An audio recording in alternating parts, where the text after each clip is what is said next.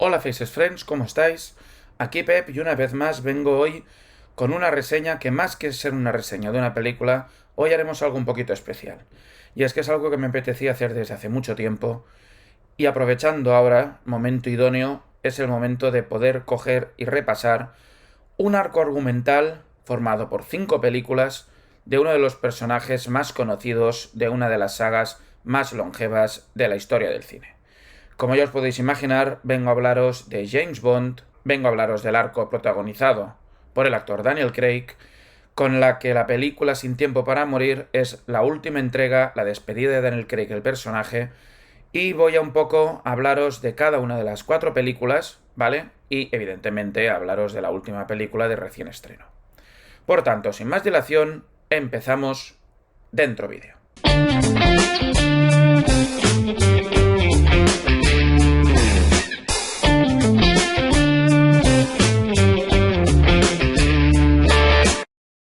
En el año 2002 aparece la película Muere otro día. La película Muere otro día, que es la despedida del hasta ahora James Bond Pierce Brosnan. Y a partir de ese momento empieza ya la carrera respecto a quién será el próximo James Bond. Y aquí empiezan a aparecer nombres. Se habló en su momento de nombres como James Purfoy, Jude Law, Eric Bana, Orlando Bloom, incluso Heath Ledger, como sustitutos de Pierce Brosnan.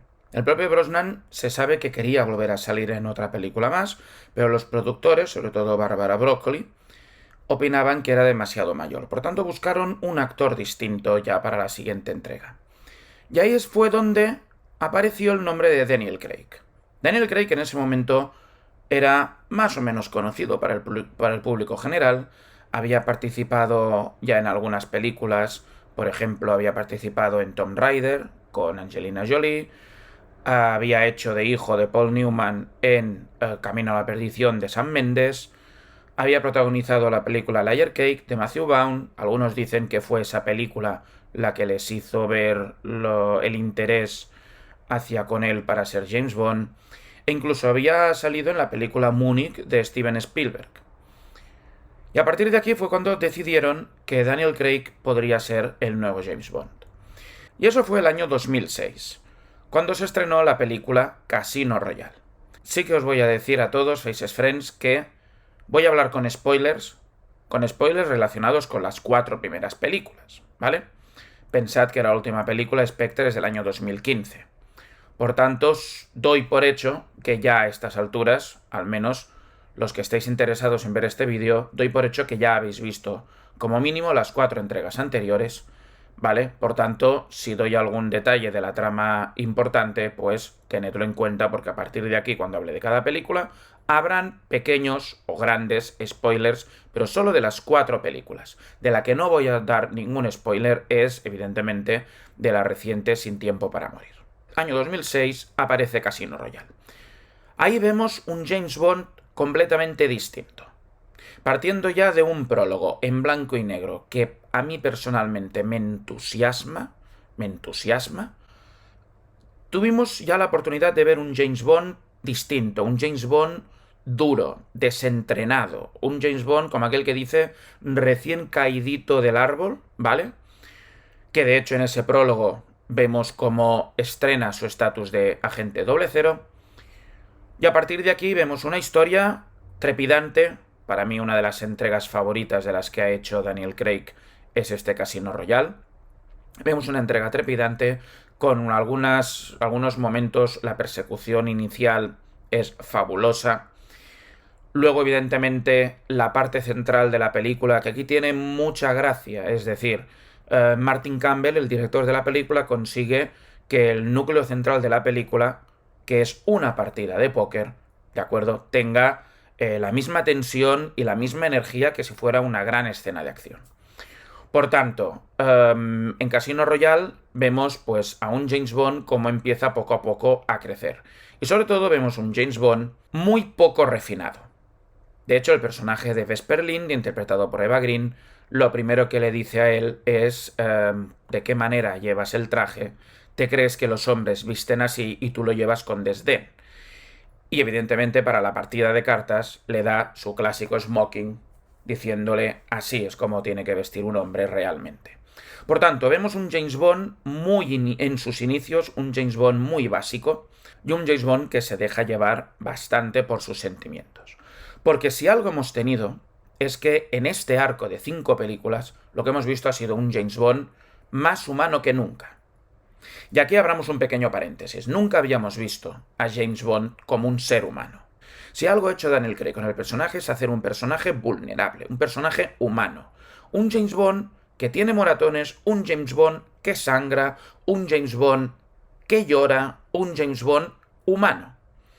Y para muchos dirán, bueno, es que es un James Bond un tanto blandengue. Ver a Daniel Craig repartiendo estopa, yo le diría cualquier cosa menos blandengue. Lo que me refiero es que vemos un James Bond mucho más actual, mucho más creíble. De hecho, muchos decían que parecía más Jason Bourne que James Bond, porque además era también un poco la moda, la época en que se rodaban las películas de acción, pues con movimientos muy rápidos de cámara, una acción muy dura, muy violenta, ¿vale? Muy rápida, y por tanto aquí la referencia era bastante la saga de Jason Bourne protagonizada por Matt Damon. La verdad es que James Bond hasta ese momento era un ser prácticamente todopoderoso, infalible. James Bond nunca pierde cuando juega a las cartas o al juego que sea. James Bond conoce todos los juegos de mesa, nadie se los tiene que explicar. James Bond domina todas las armas. James Bond sabe pilotar y conducir cualquier vehículo. James Bond siempre consigue lo que quiere, de quien quiere, con el mínimo esfuerzo. Y era un James Bond que es el que habíamos tenido. Yo era el primero que me encantaba ver las películas de Pierce Brosnan, disfruté mucho al ver Muere otro día, me encantaba GoldenEye, y evidentemente era muy fan de Goldfinger con Sean Connery, muy fan de Panorama para matar, por ejemplo, de Roger Moore, que fue una de mis primeras películas a la que le guardo un cariño enorme, e incluso muy fan de las películas de Timothy Dalton, al que por cierto creo que este Bond de Daniel Craig hereda bastante del Bond de Timothy Dalton. De hecho, si una película anterior a la etapa de Daniel Craig era una película un tanto distinta que se salía de la norma, fue precisamente Licencia para matar de Timothy Dalton, donde ahí teníamos un James Bond que no se movía exactamente porque aparece un villano que quiere conquistar el mundo, sino que se movía más por un tema de sentimientos, de venganza, de rabia. Por tanto, creo que Daniel Craig en cierta manera imita o toma más referencia al Bond de Timothy Dalton que, por ejemplo, al Bond de Pierce Brosnan. Y de hecho, ahí está el final de Casino Royale, donde tenemos un Bond que se da cuenta, ¿vale? Y esto, en cierta manera, que aquí el personaje de Judi Dench, a lo largo de la saga de Daniel Craig, ha sido uno de los pilares en los que creo que su personaje se basa mucho, ¿vale? Casi como una madre para él. Es la propia la que le dice, en cierta manera, mira, deja los sentimientos de lado, porque sabes lo que va a pasar, tu trabajo es tu trabajo, ¿de acuerdo? Y a partir de aquí, no te cierres al mundo, pero tampoco desengáñate, esto es lo que hay. Y la siguiente sorpresa aparece en el año 2008, cuando aparece la siguiente película de Daniel Craig como James Bond, que fue Quantum of Solace. Y digo que fue una sorpresa porque en el primer minuto de la película nos damos cuenta que la película continúa literalmente al minuto de haber acabado Casino Royale. Y yo recuerdo perfectamente estar en el cine y decir, cuidado, me estáis contando una historia a continuación de la otra. No habíamos visto esto en James Bond. Acababa una historia de James Bond, pasaba un tiempo, James Bond se suponía que tenía las misiones que tuviera que tener, lo que sea, y seguía. Pero de golpe porrazo en Quantum of Solace vemos que James Bond, donde lo dejamos en Casino Royale, ¿vale? Delante del señor White, empieza Quantum of Solace precisamente con el señor White llevándoselo hacia las oficinas del MI6. Exactamente no, a un escondite del MI6 en Siena, donde ahí hay una persecución también fenomenal, fantástica, y la película de Quantum of Solace empieza por todo lo grande, con una persecución muy buena por Siena. Digo que empieza por todo lo grande porque Quantum of Solace yo siempre considero, ¿vale? Y ahora que la he vuelto a ver, un pequeño bajón en comparación con Casino Royale. Luego llega Quantum of Solace y evidentemente la cosa decae, ¿vale? No hay la misma química, Olga Kurilenko, que es el personaje femenino en la película, pues bien. De hecho, bueno, aún es de lo que uno podría decir más salvable. No llega al nivel de Eva Green. Pero también nos damos cuenta que la historia sigue. Que de hecho, Eva Green se la va mencionando a lo largo de la película. O sea, para James Bond, Vesper es alguien importante en su vida.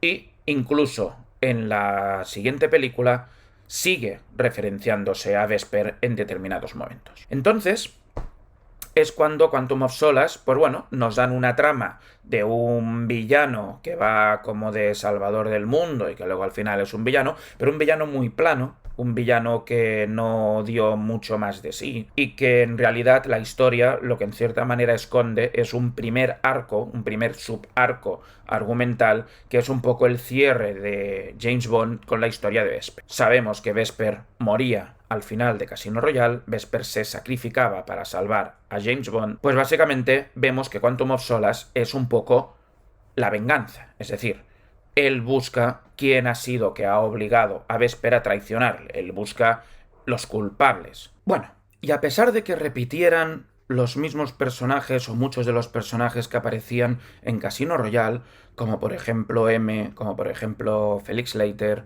¿vale? El propio Bond, la película de Mark Foster, Quantum of Solace, no acabó teniendo la misma alma que tenía Casino Royale.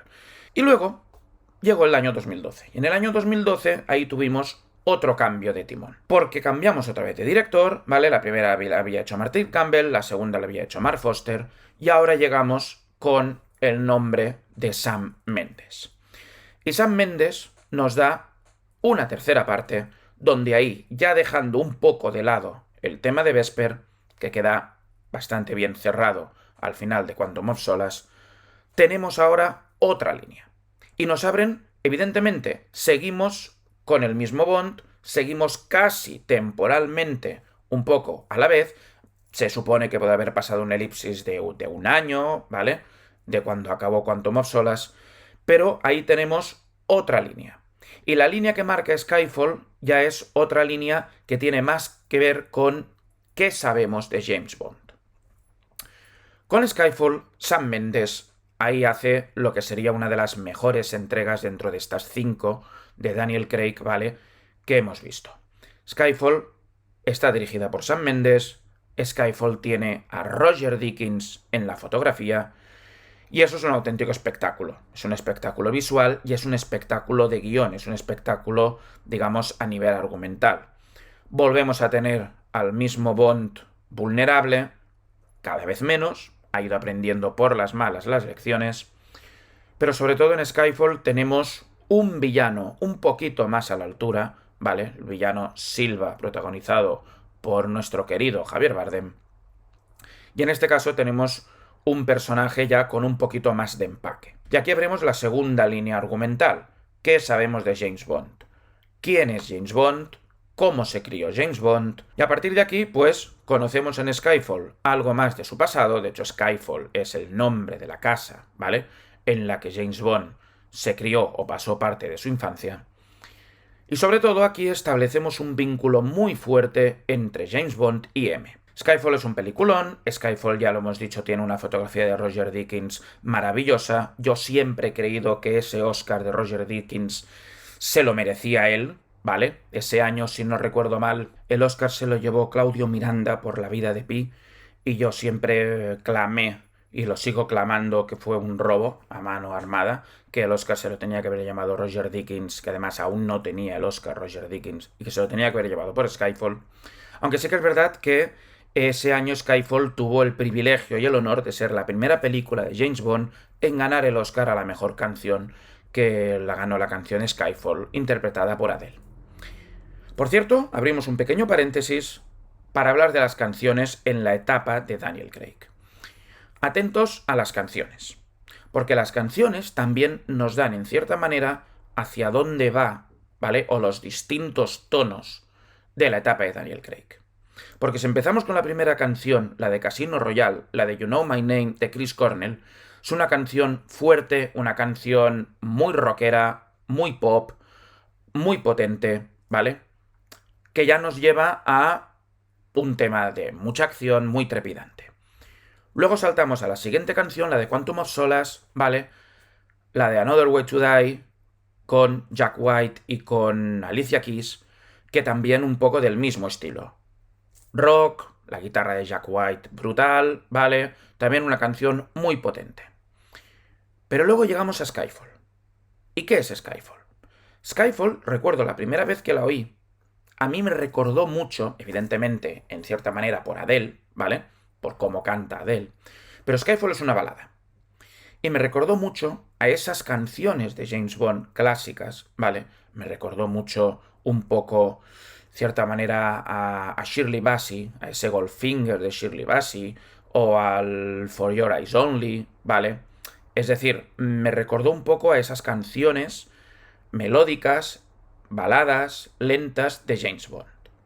Y a partir de aquí atentos, porque las siguientes películas, sus canciones van por ese estilo. Es decir, vemos que las primeras canciones son muy potentes, muy rápidas, muy que nos llevan a acción, y luego poco a poco, a medida que va pasando la historia, las canciones se van volviendo más tristes. Skyfall, luego The Writings on the Wall de Sam Smith, y ahora con el No Time to Die de Billie Eilish. Cada vez las canciones se van haciendo más tristes. ¿Y con esto qué nos están diciendo? El arco del personaje.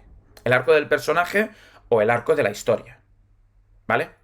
Que James Bond va evolucionando y las canciones nos van acompañando también en esta evolución. Dicho esto de las canciones, ¿vale? Estábamos hablando de Skyfall, aparecen nuevos personajes, aparece Q, aparece Moneypenny, aparece Mallory. Quantum of Solace, ya lo he dicho antes, fue un poco bajón, pero Skyfall vuelve a levantar el vuelo y a través de una fotografía, a través de una dirección, a través de unos actores, tenemos una película y a través de un guión y de una historia, tenemos una película ya otra vez muy buena de James Bond. Y luego llegamos al año 2015. En el año 2015 aparece la cuarta entrega, Spectra.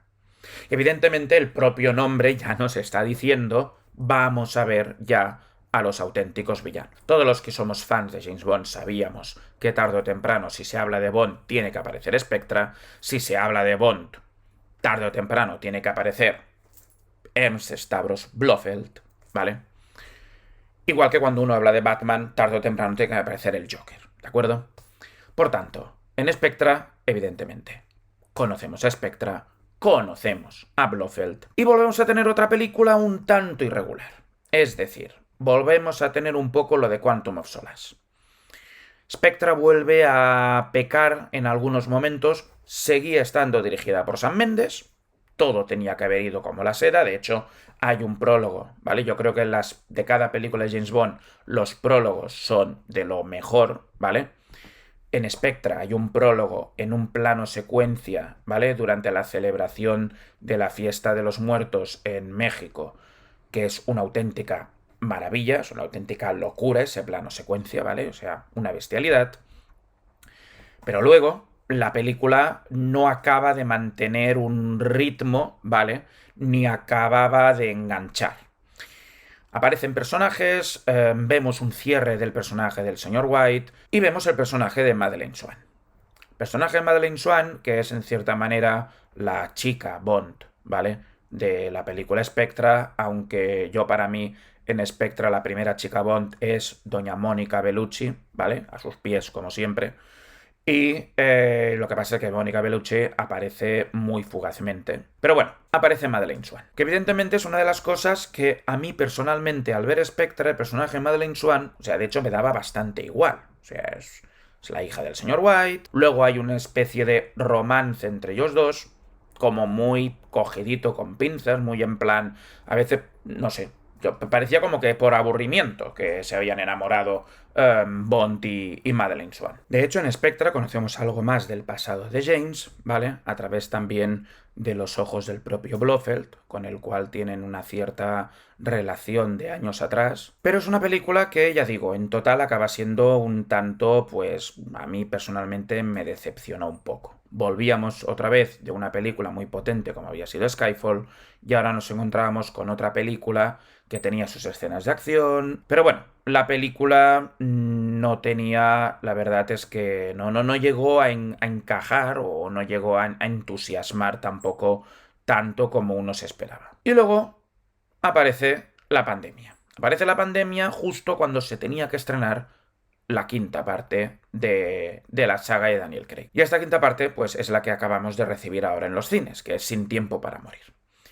Ahora sí que no voy a soltar ningún tipo de spoiler, porque además es importantísimo que si vais a ver Sin tiempo para morir, id lo más libres de spoilers posible. Porque es verdad que es una película que narra muchísimas cosas. Lo único que voy a decir de Sin tiempo para morir es, primero de todo, cambiamos de director, tenemos a Cary Fukugana, el director de True Detective, y volvemos a repetir con gran parte de los personajes, ¿vale? Que ya conocemos. Volvemos a ver a Moneypenny, volvemos a ver a Q, volvemos a ver a Mallory, ¿vale? Aparecen personajes nuevos, aparecen actrices nuevas, Natasha Lynch, nuestra Ana de Armas, en un momento que es maravilla, ¿vale? Porque le da un punto y un toque al personaje fantástico. Pero también lo que tenemos esta vez en Sin tiempo para morir es una pedazo de historia que cierra perfectamente el círculo de James Bond. Porque básicamente Sin tiempo para morir lo que hace es, en apenas una introducción, ¿vale? Arreglar, cerrar, darle un respiro y darle un poco mayor contexto, por ejemplo, a Madeleine Swan. Y a partir de aquí, cuando uno ve Sin tiempo para morir y ahora echas la vista atrás, te das cuenta cómo encajan bien las piezas, ¿vale? Cuando acababa Spectra, ¿vale? Spectra podía haber sido el cierre de la saga de Bond, ¿vale? De hecho, el final de Spectra, un poco muy anticlimático, pero era un final que podía haber sido perfectamente el final de Bond. De hecho, creo que cuando se rodó ese final, no debían tener muy claro si Daniel Craig iba o no a seguir, y creo que ahí se quedaba la historia, ¿vale? Porque la verdad, no quedaban muchos cabos sueltos. Pero sí que es cierto que ahora con Sin tiempo para morir han querido darle un final más coherente, han querido hacer un cierre en plan, si esto es el último cartucho, aprovechémoslo bien. Y lo han aprovechado muy bien. Y repito, muy dentro de lo que sería la historia, muy de lo que sería el argumento. Ahora vemos un arco de un personaje, ¿vale? Nos centramos en Bond, el Bond que empezó siendo rudo, bastante, no diría torpe, pero bastante, digamos, verdecillo en Casino Royale, a un Bond que ha pasado por varias etapas, que ha sufrido varias pérdidas, que ha encontrado a gente con la que trabaja, a los que aprecia, ¿vale? Porque Bond aprecia a Moneypenny, Bond aprecia a Q, aprecia a su manera incluso a Mallory, ¿vale? Lo respeta profesionalmente. Por tanto, Bond ha tenido un desarrollo que ahora llega el momento en que Bond, con la última película, Bond cierra. Cierra en cierta manera su historia. Y ahí lo vemos. Y es un cierre, para mí, fabuloso. Pero fabuloso. Un cierre perfecto. Todas las piezas encajan muchísimo mejor esta vez, ¿vale? Aparecen personajes nuevos, personajes que podrían dar pie a otras historias, a futuras representaciones, como lo queráis decir. Pero la verdad es que lo que importa, y aquí lo que importa es James Bond, lo que importa es el personaje, el James Bond de Daniel Craig, ¿vale? Cierra su historia. Cierra su historia, cierra sus heridas, cierra sus tramas, ¿vale? Y es perfectamente válido que a partir de ahora, pues, puedan buscar a otro personaje, a otro actor, digamos, para hacer de James Bond. Son 2 horas 43 o 2 horas 47 minutos, ¿vale? A decir verdad, yo no me he dado cuenta y ya habían pasado las 2 primeras horas. O sea, yo estaba en la sala de cine y hubo un momento que levanté el reloj, miré y dije, han pasado las 2 horas. Digo, espérate, no me he dado ni cuenta. Yo creía que esto se iba a hacer largo, que se iba a hacer pesado, y habían pasado 2 horas y ni me había enterado. O sea, no tiene un mal ritmo la película, o a mí no me ha parecido que tuviera un ritmo lento. Lo único que se me ha hecho un poco lento, es verdad, ha sido más el tramo final. O sea, es curioso, el tramo final es lo que a mí se me ha hecho un poco más lento. Pero aún así, nada que no, digamos, sea como para despreciar la película. Todo lo contrario. De hecho, también la película creo que tiene otro punto muy a favor. Repito, el guión, la historia, pero determinados diálogos son gloria bendita. Es decir, hay momentos de personajes con diálogos que hasta ahora no habían tenido, ¿vale? Y que yo era el primero que lo echaba de menos. Echaba de menos un Ralph Fiennes, ¿vale? Porque tú tienes a Ralph Fiennes haciendo de Mallory, haciendo del nuevo M, pero en Sin Tiempo para Morir, Mallory tiene unas cuantas escenas junto con Daniel Craig que son maravilla. ¿Y maravilla por qué? Porque hay un guión, hay unos diálogos que son oro puro. Y en donde hace que los actores brillen. Y hace que los actores, tú, digamos, en cierta manera, empatices con ellos y empatices con el personaje. Y además también tenemos el personaje de Madeleine Swann, que lo que no había quedado bien retratado en la anterior entrega de Spectra, ahora tenemos una Madeleine Swann que la trata mejor, la historia, el guión la trata mejor. Volvemos a tener un villano, en este caso el Safin, interpretado por Rami Malek, que vuelve a ser un villano, bueno, bastante excusa. Realmente cuando acabas de ver la película, ¿vale? No te acuerdas del villano directamente. O sea, yo creo que es una película que pasará un tiempo y tendremos que esforzarnos en recordar ¿y cuál era el villano de la última de James Bond? Porque el villano es la excusa, o sea, lo que realmente mueve es el trayecto de Bond, el camino de Bond, ¿vale? Y el final de ese camino. Y cómo todo va cerrando. Tenemos un prólogo otra vez maravilloso, pero maravilloso a nivel acción y a nivel emocional. Porque en la película que más humano vemos a James Bond es en esta. Daniel Craig le ha dado una humanidad, una vulnerabilidad a James Bond que lo hace un James Bond muy creíble, muy real, muy auténtico. Pero es que en Sin Tiempo para Morir aún lo vemos más creíble, aún lo vemos más real. Y luego, evidentemente, determinadas localizaciones, ¿vale? Hay una localización, algún sitio por Noruega, ¿vale?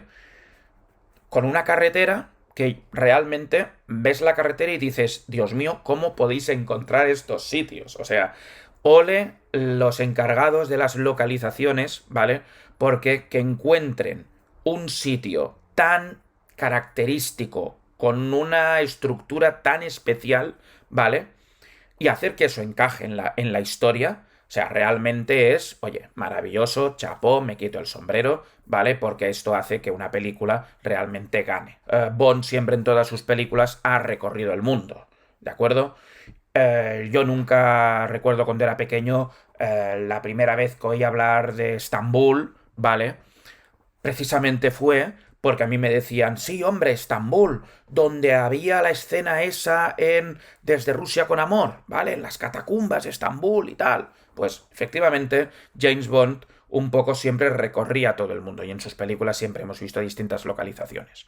Por tanto, en esta última la verdad es que las localizaciones son una auténtica maravilla. Bueno, en conclusión, nunca habíamos visto un arco así para James Bond, ¿vale? Y creo que es una buenísima noticia y creo que a partir de ahora poder ver estas 5 películas como una historia conjunta de 5 partes y ver una evolución de los personajes, una manera de crear una cierta continuidad que nunca se había creado esta continuidad con James Bond, o si se había hecho, había sido una cosa muy, muy, muy puntual. Recuerdo que en las películas de Sean Connery es verdad que Blofeld aparecía en algunas de ellas, es verdad que en las películas se intuía Spectra como los villanos, ¿vale? Y a medida que iban avanzando las películas íbamos conociendo un poco más a Spectra, ¿vale? La primera vez que vimos a Blofeld simplemente veíamos una mano acariciando un gatito, ¿de acuerdo? El Baldomero del Doctor Maligno en Austin Powers, ¿no? Bueno, no lo llamaba Baldomero, evidentemente, pero veíamos esa mano acariciando el gatito y luego poco a poco fuimos conociendo algo más de esa mano y luego ya vimos a Ernest Stavros Blofeld, supimos lo que era Spectra, en fin, que sí, que había una historia de unos villanos que poco a poco fuimos conociendo. Pero luego llega la etapa de Roger Moore y cada película había un villano distinto. Que si Kananga, que si Scaramanga, que si Stromberg, que si Max Thorin, es decir, íbamos teniendo distintos villanos, distintas aventurillas, ¿vale? Que iban pasando por el mundo. Que eran historias muy, muy, muy independientes entre ellas. Y llegamos a esta saga de 5 películas con Daniel Craig. Algunos dirán si es el mejor Bond, si no es el mejor Bond. No voy a discutir yo este tema. Creo que es el mejor Bond Daniel Craig. Creo que cada uno tenemos nuestro Bond favorito. Pero es verdad que si tengo que elegir mi favorito como James Bond, ahora, sobre todo ahora, a día de hoy, viendo el arco del bloque de Daniel Craig, evidentemente el personaje de James Bond de Daniel Craig es un personaje que lo hemos visto como aquel que dice nacer, crecer y desarrollarse. ¿De acuerdo? Los otros eran James Bond, que nos gustaban más, las películas eran más de acción, menos de acción, pero no veíamos un personaje que evolucionara. Y por eso me gusta mucho el personaje, el James Bond de Pierce Brosnan, era el James Bond, digamos, definitivo, pero me gusta mucho también, ¿vale?, lo que han hecho con Daniel Craig. Y yo creo que esto es lo que le va a dar peso a Daniel Craig.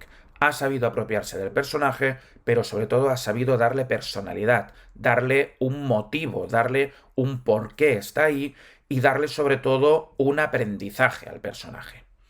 Porque Bond va aprendiendo en cada película y va creciendo en cada película. Pues nada, Faces Friends. Hasta aquí todo lo que quería decir sobre esta saga de James Bond. Ya digo, recomendaros encarecidamente que vayáis a ver Sin Tiempo para Morir. Vale muchísimo, muchísimo, muchísimo la pena. Y nada, y nos vemos próximamente en más vídeos dentro del canal de Faces on the Box. Como siempre, seguidnos por YouTube, suscribíos a nuestro canal, ¿vale? Dadnos like, suscribíos a nuestro canal, seguidnos. Queremos llegar a los 200 seguidores en YouTube, ¿vale? Si llegamos a los 200 habrá un sorteo, habrán regalitos, ¿vale? Seguidnos en YouTube, seguidnos en Twitter, seguidnos en Instagram, en Facebook, en todas nuestras redes sociales y nos vemos hasta la próxima. Venga, hasta luego.